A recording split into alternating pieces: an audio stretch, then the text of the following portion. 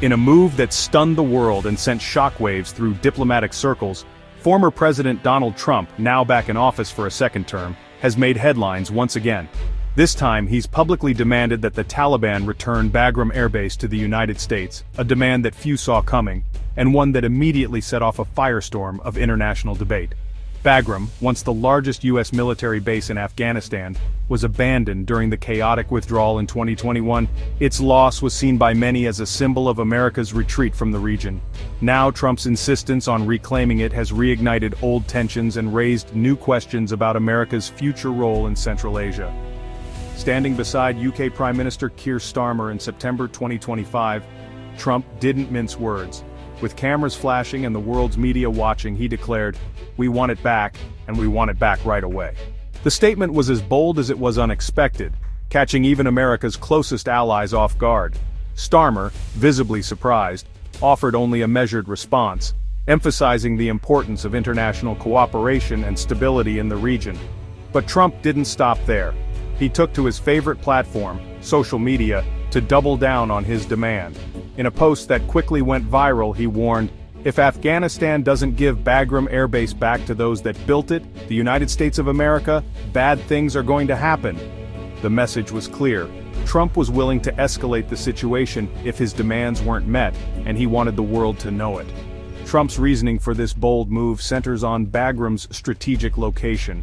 The airbase sits just a few hundred miles from China's western border, and even closer to several of China's nuclear facilities. Trump argues that giving up Bagram was a grave mistake, one that weakened America's ability to monitor and counter China's growing influence in the region. He claims the base is a critical asset for U.S. security, and that regaining control is essential for maintaining a balance of power in Asia. Behind closed doors, Trump hinted at ongoing talks with Afghanistan's interim government, but he offered no concrete details. Was this a genuine diplomatic effort, or simply a high-stakes game of political brinkmanship? The lack of transparency left analysts and world leaders alike speculating about Trump's true intentions, and whether the U.S. was prepared to back up its demands with real action. The demand, laced with threats and delivered with Trump's trademark bravado, has reignited a fierce global debate over America's role in the region. News outlets around the world scrambled to cover the story, while experts weighed in on the risks and potential fallout. Some see Trump's move as a necessary step to reassert American power, while others warn it could destabilize an already volatile region. The Taliban's response would be swift and uncompromising. Within hours, their spokesman held a press conference, rejecting Trump's demand outright and insisting that Bagram was now under Afghan sovereignty. They warned that any attempt to retake the base would be met with force, raising the specter of renewed conflict in a country still recovering from decades of war. As the world watched, a new and unpredictable standoff began to unfold, one with the potential to reshape the balance of power in Central Asia, and perhaps the world. Bagram Airbase isn't just a runway, it's a fortress, a sprawling complex that has stood at the crossroads of Afghanistan's turbulent history for decades. From the sky, it looks like a city within a city, surrounded by high walls, watchtowers, and razor wire. But its story is far more complex than just its physical presence. For years, Bagram served as the beating heart of U.S. military power in Afghanistan, a place where strategy and daily life collided. Thousands of American troops called it home, and it was the nerve center for countless operations that shaped the course of the war. Originally constructed by the Soviets in the 1950s, Bagram was designed to project power and control. After the U.S. invasion in 2001, it was transformed into the largest American base in the country. The base grew into a self-contained world, with everything from barracks and command centers to fast food restaurants, gyms, and even a movie theater, serving tens of thousands of troops and contractors at its peak. Its massive 11 800-foot runway could handle the largest U.S. military planes, including C-17s and cargo jets, making Bagram a vital launchpad for air operations, supply missions, and medevac flights across Afghanistan and beyond. Day and night, the roar of engines was a constant reminder of the base's strategic importance. Bagram's location was no accident.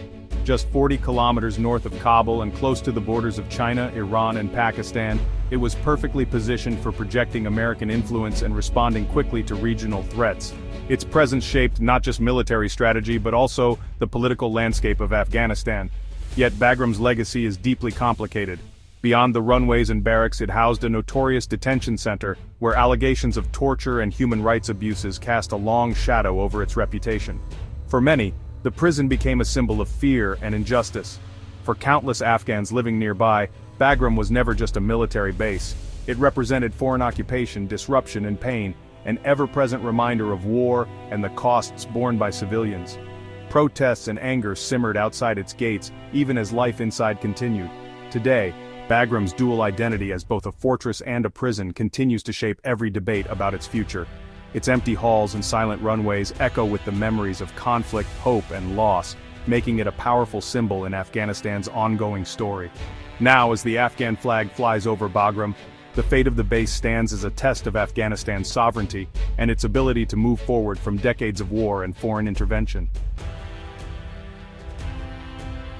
The Taliban's answer to Trump's demand was immediate and absolute: no. There was no hesitation, no room for negotiation, and no ambiguity in their response. The message was delivered with a sense of finality that left little doubt about their intentions. Within hours, the Taliban's leadership made it clear to the world that Afghanistan's sovereignty was not up for debate, and that foreign influence would not be tolerated under any circumstances. Senior spokesman declared Afghanistan's land is not for sale or lease, emphasizing that the sacrifices made over decades of conflict would not be undone by any foreign power's request or pressure. They reminded the world that Afghanistan's soil had been defended fiercely, and that the nation's independence was hard-won through years of struggle. The era of foreign military bases, they insisted, is over. The sight of empty bases and abandoned airfields across Afghanistan stands as a testament to the end of an era dominated by outside intervention. The Taliban made it clear that no foreign boots would ever again be allowed to establish a foothold on Afghan soil. Zabihullah Mujahid, the Taliban's chief spokesman, urged the U.S. to embrace realism, calling for a new approach based on mutual respect and recognition of Afghanistan's right to self-determination. He warned that any attempt to impose foreign will would only deepen resistance and prolong instability. Mujahid insisted Afghanistan's focus is now on economic development, not foreign occupation. The Taliban, he said, are determined to rebuild the country, invest in infrastructure and create opportunities for their people, rather than allow their land to be used as a pawn in global power struggles. Defense officials were even blunter.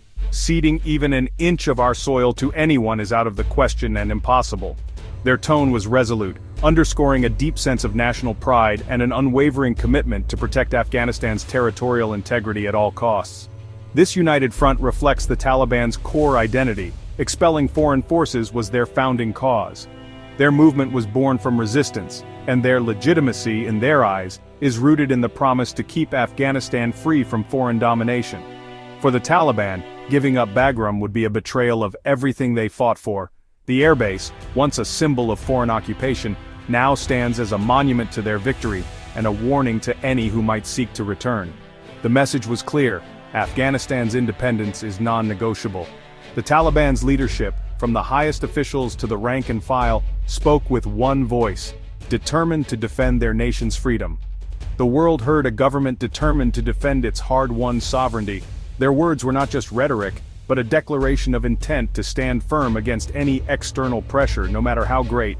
The standoff was now set, with the Taliban drawing a clear line in the sand. Afghanistan's future would be decided by Afghans alone. The Taliban didn't just reject Trump's demand. They cited the 2020 Doha Agreement, signed under Trump himself. The deal required all foreign forces to withdraw from Afghanistan, including Bagram, in exchange for Taliban security guarantees. The Taliban argue that Trump's threats violate the agreement's pledge not to threaten Afghanistan's territorial integrity. By invoking the Doha Agreement, the Taliban framed their refusal as upholding international law, not just defiance. This legal argument bolsters their claim to legitimacy on the world stage. The U.S. withdrawal from Bagram was a negotiated final act, not an oversight. Any reversal, the Taliban say, would be a breach of a settled deal. For Kabul, the case is closed. Bagram's story is inseparable from America's two-decade war in Afghanistan. At its peak, the base was a sprawling city, the nerve center of the U.S. and NATO mission. But in July 2021, US forces left Bagram overnight without warning or ceremony, leaving Afghan troops to discover the empty base at dawn. The abrupt exit symbolized the chaotic end of America's longest war. Within weeks, as the Afghan government collapsed, the Taliban seized Bagram without a fight. On the same day Kabul fell, the base became a trophy of Taliban victory, a symbol of foreign defeat. Since then, the Taliban have showcased their control, even holding military parades with abandoned US hardware. For the Taliban, Bagram is now a cornerstone of their new Afghanistan. Handing it back is unthinkable. The divide is stark in the words of both sides. Trump, "We built it, we should have it, we want it back, and we want it back right away." His threats, "If they don't do it, you're going to find out what I'm going to do," are meant to intimidate, not negotiate. On the other side, Taliban spokesman Mujahid calls for realism and rationality, positioning the Taliban as defenders of sovereignty. Defense Chief Fitrat, "Ceding even an inch of our soil to anyone is out of the question and impossible." The Foreign Ministry echoes, "Afghanistan will not accept any foreign military presence." These words reveal a government determined to defend its independence at all costs. The rhetoric leaves little room for compromise. The Bagram standoff is about more than a base. It's a test of Afghanistan's sovereignty under Taliban rule. For the Taliban, rejecting Trump is essential to their legitimacy. Giving in would erase their narrative of victory. Holding Bagram signals to the world that Afghanistan is no longer a pawn of foreign powers. This stance appeals to regional giants like China and Russia, who prefer an Afghanistan free of US military presence. But the Taliban also risk deeper isolation and new sanctions if the confrontation escalates. The challenge is to project strength without triggering disaster. The world must now reckon with a Taliban government that is here to stay. The outcome will shape Afghanistan's future and its place in the world. The Taliban's rejection of Trump's demand is a defining moment for post-war Afghanistan. It signals the end of an era when foreign powers dictated terms from military bases. For the Taliban, Bagram is a symbol of hard-won sovereignty, not a bargaining chip. Their stance is rooted in both nationalist pride and the Doha Agreement, ironically, Trump's own deal. The message to the world is clear: Afghanistan is charting its own course. Trump's threats are met with defiance, as the Taliban look to new partnerships with China and Russia. The dispute over Bagram is more than a headline. It's a nation's struggle to define its future. The Taliban's no is a declaration of absolute independence. For now, the keys to Bagram are staying in Kabul's hands.